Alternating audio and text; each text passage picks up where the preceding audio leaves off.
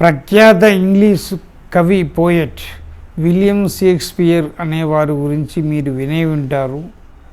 ఈయన మన భారతదేశానికి వచ్చినప్పుడు ఇక్కడ ఉన్నటువంటి ద్వాదశ పురాణాలు, వేదాలు, శాస్త్రాలు, బేతాళ విక్రమార్కుని కథలు, వేమన పద్యాలు, బ్రహ్మంగారి తత్వాలు, నవలలు, నాటకాలు ఇవన్నీ చూసి ఇంత మేధస్సు, ఇంత ఆధ్యాత్మిక సంపద ఈ భారతదేశమందు ఉన్నది అని అతడు మునులను, సన్యాసులను, అఘోరాలను, పూజారులను అందరినీ కలిసి తెలుసుకొని ఇక్కడ ఉండి తెలుగు భాషను, సంస్కృత భాషను బాగా నేర్చుకున్నాడు ఆయన సాధన చేసి.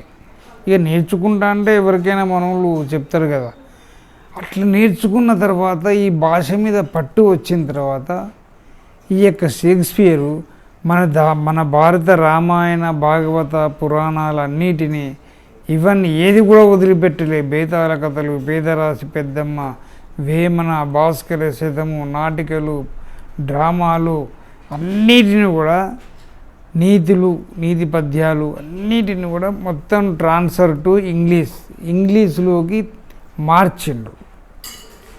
మార్చి ఎట్లా అంటే the in front of the crocodile function అన్నట్టుగా, ముందున్నది మొసళ్ళ పండుగ అన్నట్టుగా అట్లా మార్చి ఆయన మార్చేసరికి అసలు ఆయనే పెద్ద గొప్ప పండితుడు, మనోళ్ళు ఎవరు లేరు.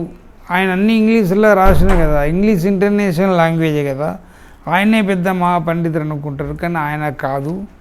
మొత్తం మన భారత సంస్కృతి గ్రంథాలు, వేదాలు, ఆయుర్వేదిక, హస్త సాముద్రికము అన్నీ ప్రతి ఒక్కటి ట్రాన్స్లేటెడ్ ఇంటూ ఇంగ్లీష్.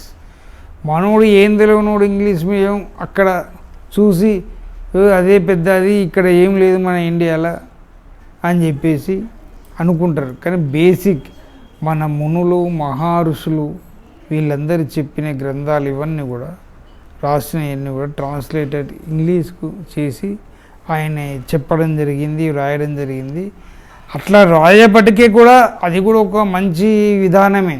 అట్లా రాసిండు కాబట్టి అక్కడోళ్ళు ఆ ఇంగ్లీష్ బుక్స్ చదివి భారతదేశం ఇంత గొప్పదా అని ఆధ్యాత్మికంగా మన దేశం మీద గౌరవం పొంది దైవభక్తి రూట్లో ఈ యోగ సాధన, ధ్యానం ఇవన్నీ చేస్తూ మహాకుంభవేలు, స్నానాలు, పుణ్యఫలాలు ఇవన్నీ చేస్తూ ఇస్కాను భగవత్ ఆరాధ్య దైవ స్వరూపులుగా, భక్తులుగా మారుతున్నారు. ఎంతోమంది కుంభమేళలు హిందువులుగా మారారు, లక్షల మంది.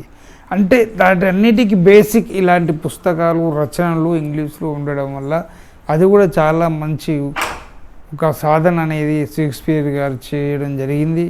షేక్స్పియర్ ఈక్వల్ టు కాళిదాస్ అనేది, కాళిదాస్ ఈజ్ ఏ షేక్స్పియర్ అని ఇంగ్లీష్లో అంటారు, తెలుగులో కాళిదాస్ అంతటోడు షేక్స్పియర్ అని చెప్పడం జరుగుతుంది. కాబట్టి మన భారతీయులైన మీకు మన దేశ చరిత్ర వైభోగము, మన దేశం నుంచి ఎవరు ఏ విధంగా నేర్చుకున్నారు, తీసుకెళ్లారనేది మీకు తెలిసి ఉండాలి. అందుకోసమే ఈ వీడియో చేయడం జరిగింది. జై హింద్.